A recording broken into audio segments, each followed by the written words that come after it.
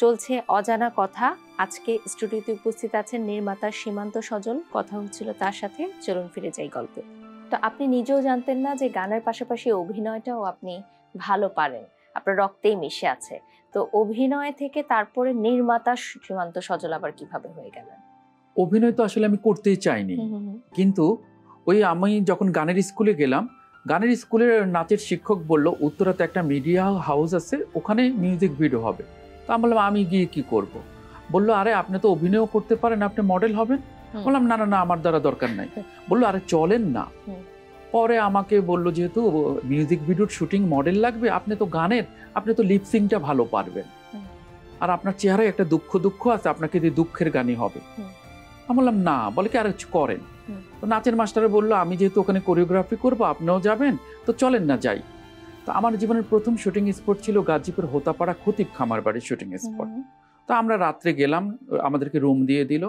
হঠাৎ করে নাচের মাস্টার এসে বললো ডিরেক্টর স্যার আমাদেরকে ডেকেছে। আমি ভাবলাম মনে হয় কালকের কাজটা আমাদেরকে বুঝিয়ে দিবে, তাই। তো আমি গেলাম, বললো আপনি আমার একটা উপকার করতে হবে। বললাম কি?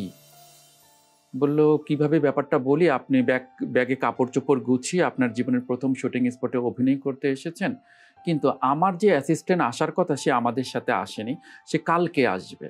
কিন্তু ঘটনাক্রমে তার ওয়াইফের বাচ্চা হবে বলে, ডেলিভারি হবে, হাসপাতালে নিতে হবে, সে আসতে পারবে না, জানালো।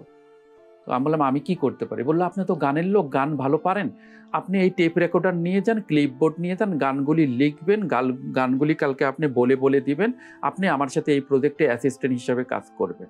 তার মানে আমি অভিনয় করতে গিয়েলাম, কিন্তু আমাকে দিয়ে দিল ডিরেকশনের ক্লিপবোর্ড এবং কলম। হয়ে গেলেন অ্যাসিস্ট্যান্ট ডিরেক্টর, পরিচালক, সহকারী পরিচালক। এখন আমি ওই শুটিংয়ে কিন্তু দায়িত্ব পালন করেছি ঠিকই, কিন্তু গাড়ি দিয়ে যখন রিটার্ন আসি, আমি আর ওনার অফিসে না গিয়ে রাস্তায় নেমে আমি বাসায় চলে আসছি, কোনো পেমেন্টও আনি নাই। এরপরে আমাকে বলল যে কি হলো, ছেলেটা পেমেন্টও নিল না, অফিসে গেল না, যে রাস্তায় নেমে চলে গেল অন্ধকারে। বললাম আমি এই মিডিয়াতে আর জীবনে কাজ করব না, আমাকে নিল অভিনয় করতে, আমি এত এত জামা কাপড় কিনলাম, আমাকে দিয়ে অ্যাসিস্ট্যান্ট করাতে গেলাম, আমি কি অ্যাসিস্ট্যান্ট হতে গিয়েছি? কিন্তু সেদিনটা আসলে কি আমার, তখন তো আমি বুঝতাম না, ছোট মানুষ, আবেগ ছিল, সেটা মনে আমার ভাগ্যেই ছিল, সেটা আমার ভাগ্যে ছিল, সেটা আমাকে পিছ ছাড়ে না। আবার আরেকদিন আমি আরেক ডিরেক্টরের কাছে গেলাম অভিনয় করতে, সে আমাকে বলে তুমি তো ঢাকায় একা থাকো, তুমি আমার সাথে পুরান ঢাকা সূত্রাপুরে থাকবা, তুমি আমার এখানে অভিনয় করবা, অ্যাসিস্ট্যান্টও করবা। ও মাই গড! তো আমি বললাম কি বলেন? হ্যাঁ।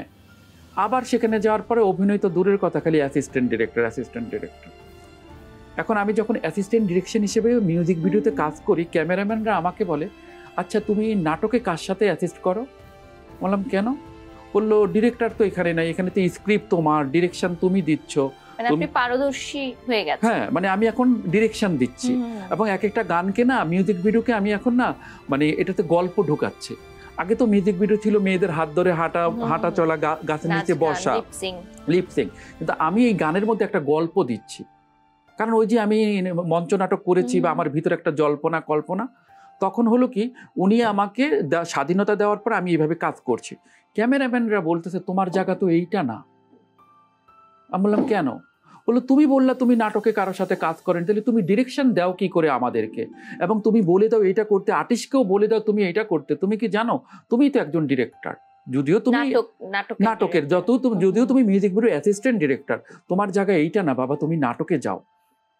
নাটকে গেলে আমাদের নাটক হয়তো ভালো একজন ডিরেক্টর পাবে। তারপর আমি কি করলাম, আমি ওনার বাসা থেকে মানে ঈদের ছুটিতে গিয়েছি, উনি আমাকে ফোন দিয়ে আসতে বলছে। আমি বললাম না, আমি আর মিউজিক ভিডিও করবো না। বললো কেন? আমি বললাম আমি নাটকে কাজ করবো। নাটকে কাউকে চিনি? আমি বললাম না। বললো তোমার মাথায় এটা কে ঢুকিয়েছে? আমি বললাম যেই ঢুকাক, আমি এই মিউজিক ভিডিও আর করবো না, আমি নাটকে অ্যাসিস্ট করবো। উনি আমার মাকে রিকোয়েস্ট করে 2 বার আনালো। তারপর ক্যামেরাম্যানদের সাথে আবার যখন শুটিংয়ে যাই, এই তুমি এখনো আসছো, তুমি যাও নাই? বললাম উনি তো আমার মাকে রিকোয়েস্ট করে আমার পেমেন্ট বাড়িয়ে এনেছে। বললো পরের শুটিংয়ে যদি তোমাকে দেখি তোমার খবর আছে। পরে আমি কি করলাম, ওনাকে একদিন বললাম যে ভাইয়া আমাকে ক্ষমা করবেন, আমি আর মিউজিক ভিডিওতে অ্যাসিস্ট করবো না, আমি নাটকে করব, আমি চলে যাব।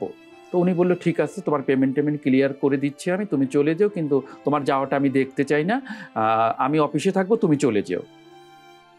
তারপর উনি পেমেন্ট দিল, চলে গেলাম।